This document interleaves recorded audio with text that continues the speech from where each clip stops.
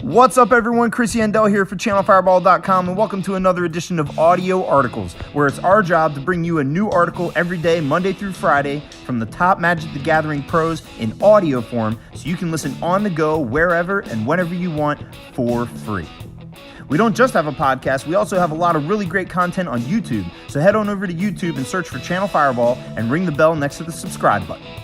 Today's episode was written by Ben Stark. Ben is one of the best limited players on the tour, and he's going to go over a couple of Pack 1 Pick 1s from Dominaria.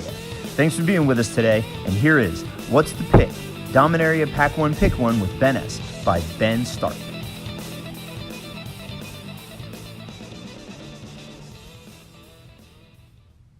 I hope there isn't too much in here that directly conflicts with the first one of these that I did about a month ago, but my opinions on the format do tend to evolve. That said, I've now done a ton of drafts, and my thoughts on what to take first pick aren't going to change much more. Black-green Saproings and blue-red Wizards are still the premier archetypes. The ability to splash has moved up and up for me, to the point where I now first pick Skittering Surveyor over any common in the set Pack 1 Pick 1. If it's Pack 3 and I don't have a splash, or I'm blue-red or a white aggro deck, then there are lots of commons I will take over it. The cheap removal that lets you draw first has really grown on me. The next two commons I take over everything else are now Shivan Fire and Vicious Offering. Eviscerate, Blessed Light, and Fiery Intervention are still great, but generally come after. Time to crack some fresh packs. In pack number 1, in no particular order, Befuddle, Blessing of Belzenlock, Cabal Evangel, Champion of the Flame, Dread Shade, Frenzied Rage, Jousting Lance, Knight of New Benalia, Mammoth Spider, Memorial to Genius, Rescue, Seismic Shift, Shivan Fire, and Tiana Ship's Caretaker. Here, I'm going to take Shivan Fire. This is the best common in the set if you look strictly at what it gives you and what you pay for it. I mentioned above that I take Skittering Surveyor over at Pack 1 Pick 1, but that's in large part because Surveyor is colorless and can be played in any deck. Once I'm already drafting red, I will never take Surveyor over Shivan Fire. This card just has it all. It's a single red to cast even when it's kicked. It costs 1 mana and lets you choose to draw and kill early creatures efficiently. Kicker can kill big creatures, so it's also good in the late game. Additionally, it fits perfectly into what the good red archetypes are trying to do. It's a spell, so it triggers wizards and can be brought back by Chronicler. You can use Arcanist mana to kick it, and it triggers cards in your green-red kicker deck. Honorable mention from this pack is Memorial to Genius. Spell lands might be at their absolute best in Dominaria. Their downside is that they enter the battlefield tapped. That matters way less in a slow format like this than it would in more aggressive ones. This is a format where many decks want to play 18 to 19 mana sources because you want to make land drops forever thanks to some great expensive cards, kicker, and good activated abilities. Sometimes your opponent will deal with what you draw, and you might have a land-heavy hand. The spell lands can turn losses into wins in these types of games. They allow you to play 1 extra land and cash your lands in when you're flooded. I wish the red one dealt 2 damage to a creature or something, because tapping 6 to kill a land isn't playable, and I don't know what's up with that design. The other 4 are all quite good though. Pack 2, in no particular order. Academy Journey Mage, Adventurous Impulse, Artificer's Assistant, Blood Tallow Candle, Gideon's Reproach, Grow from the Ashes, Howling Golem, Marwyn the Nurturer, Pegasus Courser, Rampaging Cyclops, Relic Runner, Sarah Disciple, Sporecrown Thallid, and the Eldest Reborn. In this case, I'm going to take the Eldest Reborn. This card provides so much value. It's not the best against Saprolings, but it's not just an edict effect either. Putting the best card from either graveyard into play 2 turns after you cast it is awesome. All 3 modes of this saga will provide a full card a lot of the time, which makes it a 3-for-1. The biggest problem with card advantage in Limited comes when you fall too far behind to win with it. This card kills a creature when you cast it. Even if it's the worst one, that still impacts the board. Then it brings back the best dead creatures for 0 mana, so you can cast something from your hand that turn too. Throw in the fact that it's a single black so you can still easily splash this, and you have a great first pick. Honorable mention in this pack is Sporecrown Thallid. Some pros seem to think that blue-red Wizards is the best archetype in the format. They are wrong and blinded by their love of drawing cards. Black-green Saprolings is the best, and this Lord is incredible in it. Migration turn 2 and attack with 2/2s on turn 3. Cast Yavimaya Safford with Sporecrown out, and you have a 2/2 and a 3/3 for 3 mana. Thallid Omnivore. Nah, Omnivore doesn't need any help, but helping the rest of your team will allow Omni's sacrificial lambs to alpha alongside it.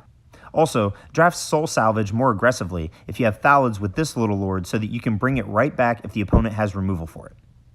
Pack 3, in no particular order. Academy Drake, Fiery Intervention, Icy Manipulator, Keldon Warcaller, Kawende Pride Ephemereth, Llanowar Scout, Rat Colony, Rescue, Rite of Belzenlock, Seismic Shift, Sergeant at Arms, Song of Freyalise, Syncopate, and Yavimaya Safford. Here we're going to go with Icy Manipulator. This is like first picking Skittering Surveyor over Shiv and Fire. Icy is not the best card in this pack. It's not even the second best card in this pack. But it is colorless and good in every type of deck. This means that you can take the best cards passed to you and have a great first pick that you can play 100% of the time. I do think, however, that Icy is kind of overrated. It's good removal and nothing more. You can tap a creature end of turn and on your turn, but that's more valuable in aggressive formats. A lot of decks in this format win through card advantage, synergy, and going wide, and Icy doesn't do much to disrupt that. That said, it's still a good card. Even if it weren't colorless, it would still be first pickable. But like I said, it wouldn't even be close to the best card in this pack in power level, and I would probably take it third. Honorable mention, Song of Freyalise. During Channel Fireball's limited meeting, I basically argued for this card over everything, every pick, with only Martin Yuza on my side. I don't get it. Has anyone had a normal draw and played this and lost? Green has multiple commons that make more than one creature. This card gives you mana to dump your hand, then pumps your team and makes them unkillable, unchumpable, and even gives them vigilance so that you have them untapped to block on the opponent's turn. People say that it's bad against removal. That's nonsense. Kill one of my 5 creatures and you will still lose to it. Song is bad against sweepers, and Dominaria Limited is famously low on those. When it comes to power level, this card is an actual mythic rare if you're a Saproling go-wide deck. The only legitimate argument against this card is that some green strategies aren't really about creatures. But this is pack 1, pick 1. If you start with this, try to draft a creature or Saproling deck, and not a ramp deck. And if you do draft a ramp deck, just take Saproling Migration over everything, and this card will still be bonkers. I mentioned that I consider Icy the third best card in this pack. Second, in my opinion, is Rite of Belzenlock, but Rite and Song aren't enough better to take over Icy pack 1, pick 1. Pack 4, no particular order. Adamant Will, Kaligo Skinwitch, Charge, Fungal Plots, Gitu Lava Runner, Hinterland Harbor, Jousting Lance, Gitu Lava Runner, Mammoth Spider, Mesa Unicorn, Relic Runner, Rona Disciple of Gix, Sarah Disciple, and Thalid Soothsayer. Here I'm going to take Rona Disciple of Gix. This pack sucks. Rona isn't a good first pick, but I would take 10 commons over it pack 1, pick 1. Any of the removals, Surveyor, or Migration. None of those are in this pack though. Rona isn't really a gold card since it's a good splash into decks like red-black, black-white, blue-green, and blue-white if you pick up a Surveyor. It wins a stalemate, and it's powerful with the sagas. It's a good but not great card, and a well below average first pick. This is one of the worst packs I've ever seen, so Rona it is. Honorable mention goes to Thalid Soothsayer. This card is better than it looks. You don't have to be playing Saprolings for this card to be good. It combos well with utility creatures like Sergeant at Arms and Skittering Surveyor. It's good against removal, of which there's a ton in this format. Thank you again, R&D, for letting us actually play Magic. And last but definitely not least, it's a build-your-own opportunity with Saproling Migration. A lot of games are slow-moving in this format, and the ground tends to get cluttered.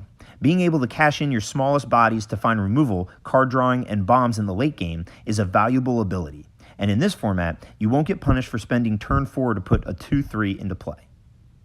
And last but not least, pack 5, in no particular order.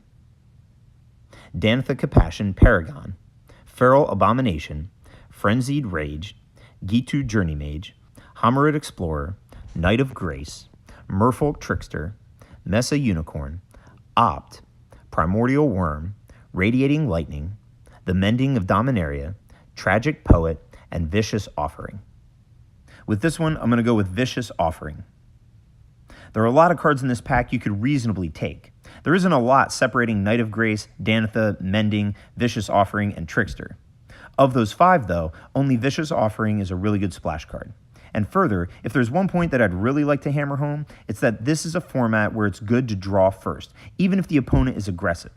But you don't want to get run over by aggressive decks. That makes Shivan Fire and Vicious offerings special in that they are good in both the early and the late game. Very few Magic cards can efficiently kill an early drop on turn 2 and be effective removal in the late game. This makes Vicious Offering valuable and the card I first pick out of this pack. Honorable mention goes to Danitha Compassion Paragon. I like white more than most. I do think it's worse than the other 5 colors, but I don't think it's bad. More players in an average draft will end up blue, green, and black than they will white. Those colors are the best in this format because they have the most good commons. So, on average, more people should end up drafting them. It's the natural balance draft finds. That's why I almost never like forcing or avoiding colors. Occasionally, there's a color like green in Battle for Zendikar that is so bad that it's undraftable, but that's very rare. In this format, a good white deck is a good deck. White decks want both historic cards and equipment. That makes Danitha a perfect fit for any white aggressive deck and a great early pick in a draft. This is going to be my 5th and final installment of the regular style Pack 1 Pick 1s for Dominaria. I'll still be doing the What's the Pick, but I'm going to be switching to the Pack 2 Pick 2 style that I debuted in Rivals. I feel that 5 is a good amount to cover most of the close and interesting choices that we face in Pack 1 Pick 1, so it seems like the right time to move forward. Pack 1 Pick 2 is still 50% Pick 1 anyways. But we also get some new choices Pick 2 that account for our first pick. I hope everyone has been enjoying these as I really like writing them. I'm also loving Dominaria Limited, so you can expect the content to keep coming. There's going to be a steady stream of draft videos, Pack 1 Pick 2s, and archetype guides. Until then, happy drafting! That does it for this episode of Audio Articles. Make sure to head over to channelfireball.com and leave Ben a comment about what you thought about today's article. Or you can hit him up on Twitter at BenS8528. Also, make sure to check out CFBEvents.com. You'll find all the information about the upcoming GPs there. Follow us on Instagram and Twitter, and make sure to subscribe to the YouTube channel. Thanks for joining us today, and I hope to see you soon. And until then,